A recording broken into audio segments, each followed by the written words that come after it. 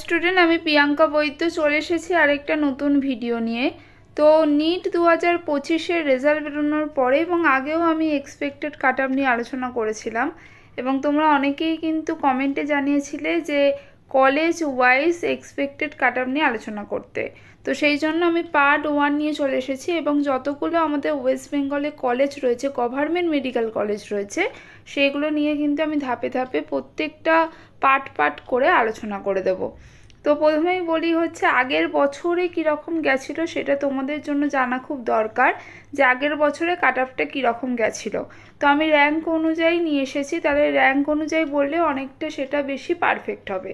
ঠিক আছে, তো ইউআরদের জন্য দেখো মেডিকেল কলেজ কলকাতায় ইউআরদের জন্য 2024-এ যে র্যাঙ্কটা গেছিলো সেটা হচ্ছে 6227। ঠিক আছে, তো এবারও তোমরা ভেবে নিতে পারো, ধরে নিতে পারো যে 6000 থেকে 7000-এর মধ্যে র্যাঙ্ক ঘোরাফেরা করবে। ঠিক আছে, ওবিসিটা নিয়ে আমার সবাইরই একটু কনফিউশনে আছি আমরা, তো পারফেক্ট আমরা ভাবে বলতে পারবো না ওবিসিটা। তবুও আমি বলে রাখি যে ওবিসি আগের বছরে গেছিলো হচ্ছে 12,258 এবং ওবিসি বি 11,891 গেছিলো। তো এক্সপেক্টেড যদি আমরা ধরি, অবশ্যই পারফেক্টভাবে আমরা বলতে পারবো না, তোমরা সবাই জানো যে 11,000 থেকে 13,000-এর মধ্যে থাকতে পারে। ইডাব্লিউএস যেটা রয়েছে সেটা হচ্ছে 21,009 গেছিলো আগের বারে 2024-এ। এবারে যদি আমরা ধরি যে এর আশেপাশে যাবে তাহলে 21,000 থেকে 22,000-এর মধ্যে থাকার কথা। ঠিক আছে, এসসিদের হচ্ছে 51,342 গেছিলো, সেটা কিন্তু এই 51 থেকে 52,000-এর মধ্যে থাকতে পারে। ঠিক আছে, অবশ্যই এক্সপেক্টেড, আমরা যারা সবাই বলছি সবাই কিন্তু এক্সপেক্টেডই বলছি এবং আগের বছরের সাথে যদি রিলেট করে আমরা র্যাঙ্কগুলো দেখি তাহলে আমার মনে হয় সেটা বেশি পারফেক্ট তোমাদের হতে চলেছে। ঠিক আছে, তো এসটিদের যেটা গেছিলো সেটা হচ্ছে 2,70,368 গেছিলো। তো এটা কিন্তু এরকমই এর আশেপাশে যাবে, কারণ প্রতি বছর র্যাঙ্কের আমরা দেখব যে কিছু হয়তো ডিফারেন্স হয় কিন্তু এর আশেপাশে থাকে। কিন্তু 2024 আর 23-এর মধ্যে অনেকটা ডিফারেন্স হয়েছিল, সেটা কেন আমরা সবাই জানি, কিন্তু 24-এর সাথে 25-এর কিন্তু র্যাঙ্কের আমার মনে হয় না খুব বেশি ফারাক হবে বলে। ঠিক আছে, তো এটা গেল এসটিদের। তো এসএসকেএম হসপিটাল যেটা রয়েছে সেখানে 2024-এ যেটা গেছিলো ইউআরদের জন্য সেটা হচ্ছে 6,824 গেছিলো। ঠিক আছে, 2025-এর জন্য এক্সপেক্টেড 6,000 থেকে 8,000-এর মধ্যে। ঠিক আছে, র্যাঙ্ক বলছি, অল ইন্ডিয়া র্যাঙ্কের কথা আমরা বলছি। ওবিসি এর জন্য হচ্ছে 12,766 গেছিলো আর ওবিসি বিদের জন্য গেছিলো 12,055। তো এটা হচ্ছে ওই তোমরা ধরে নিতে পারো 12,000 থেকে 13,000-এর মধ্যে বা 14,000-এর মধ্যে এটা থাকতে পারে। ইডাব্লিউএস হচ্ছে 20,253 গেছিলো এবং সেটা 21,000-এর মধ্যে হয়তো থাকবে, 20-21,000-এর মধ্যে হয়তো থাকবে। এসসি যারা রয়েছে তারা হচ্ছে 51,415 গেছিলো আগের বারে 2024-এ, তো 51,000 থেকে 52,000-এর মধ্যে থাকবে। এবং 2024-এ আমি প্রতি বছরই তোমরা জানো যে আমি ভিডিও বানাই এবং যখনই কাট অফ বেরোয় তখনই কিন্তু সেটা আমি লিখে রাখি। তো আমার নিজস্ব একটা ডায়েরি আছে, এটা কিন্তু অন্য কোথা থেকে টুকে দিয়েছি সেটা নয়, আমি নিজস্ব ডায়েরি মেনটেন করি এবং সেখানে প্রতি বছরের কিন্তু যে কাট অফ মার্কস থেকে শুরু করে র্যাঙ্ক লেখা থাকে। তোমাদের স্টেট র্যাঙ্ক বেরোলে সেটা নিয়েও আমি ভিডিও বানিয়ে দেবো, সেটাও আমার কাছে লেখা আছে। তো অবশ্যই তোমরা ধরে নাও এইগুলো কিন্তু একদম তখনই লেখা। ঠিক আছে, এই র্যাঙ্কগুলো কিন্তু আগের বছরই লেখা আছে, আগের বছর থেকেই কিন্তু লেখা আছে। আচ্ছা, তারপরে দেখো যেটা গেছিলো এসসিদের যেটা গেছিলো সেটা হচ্ছে 51,415, সেটা 51,000 থেকে 52,000-এর মধ্যে হয়তো এটা যেতে চলেছে। এসটিদের হচ্ছে 2,75,507 এবং এটা হচ্ছে 75,000 থেকে 76-এর মধ্যে, মানে 2,75,000 থেকে 2,76,000-এর মধ্যে থাকতে পারে। এবার এটা কিন্তু এদিক ওদিক একটু হবে, কিন্তু আগের বছর যে র্যাঙ্ক গেছিলো তার আশেপাশেই ঘোরাফেরা করবে বলে আমাদের মনে হয়। এনআরএস যেটা রয়েছে সেখানে হচ্ছে 2024-এ যে র্যাঙ্কটা গেছিলো সেটা হচ্ছে ইউআরদের জন্য 9,666 গেছিলো। এটা তোমরা ধরে রাখতে পারো যে 9,000 থেকে 11,000-এর মধ্যে যেতে পারে এবছর। আর ওবিসি এদের জন্য হচ্ছে 16,105 গেছিলো, 16,000 থেকে 17,000-এর মধ্যে এবছর যেতে পারে।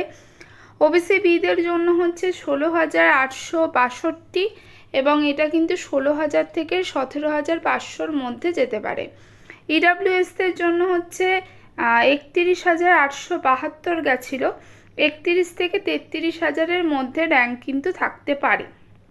আচ্ছা, এসসিদের জন্য হচ্ছে 64,105 এবং এবারে 64 থেকে 65,000-এর মধ্যে থাকতে পারে। এসটিদের জন্য গেছিলো 3,60,801 এবং এরই মধ্যে ঘোরাফেরা করতে পারে। ঠিক আছে, এরপরে যে কলেজ বলবো হচ্ছে আরজিকর মেডিকেল কলেজ। এখানে ইউআরদের 2024-এ গেছিলো 16,225 এবং এটা এবারে যেতে পারে 16,000 থেকে 17,000-এর মধ্যে থাকতে পারে। ঠিক আছে, ওবিসি এদের হচ্ছে 21,100 গেছিলো, এটা কিন্তু তোমরা 20 থেকে ওবিসি যদি এবি মিলিয়ে বলি যে 20 থেকে 26,000-এর মধ্যে থাকতে পারে। ঠিক আছে, ইডাব্লিউএস হচ্ছে 48,000। আবারও বলছি যে ওবিসিটা নিয়ে আমাদের কনফিউশন আছে, আমরা সবাই জানি, তো সেই জন্য কিন্তু ওটা পুরোপুরি পারফেক্টভাবে আমরা কেউই বলতে পারছি না। ইডাব্লিউএস হচ্ছে 48,758, সেটা হচ্ছে তোমাদের এবারে হচ্ছে 48,000 থেকে 50,000-এর মধ্যে ইডাব্লিউএস থাকতে পারে। এসসি হচ্ছে এটা কিন্তু অনেকটা কতজন অ্যাপেয়ার করেছে সেটার ওপর ইডাব্লিউএসের অনেকটা ডিপেন্ড করে। ঠিক আছে, প্রতি বছরই আমরা দেখছি এটা। এসসি হচ্ছে 86,412 এবং এটা 86,000 থেকে 87,000-এর মধ্যে থাকতে পারে। এসটিদের হচ্ছে 4,60,784 এবং এটা কিন্তু 4,60,000 থেকে 61,000-এর মধ্যে থাকতে পারে। ঠিক আছে, বা এটা কিন্তু 62,000-ও হতে পারে।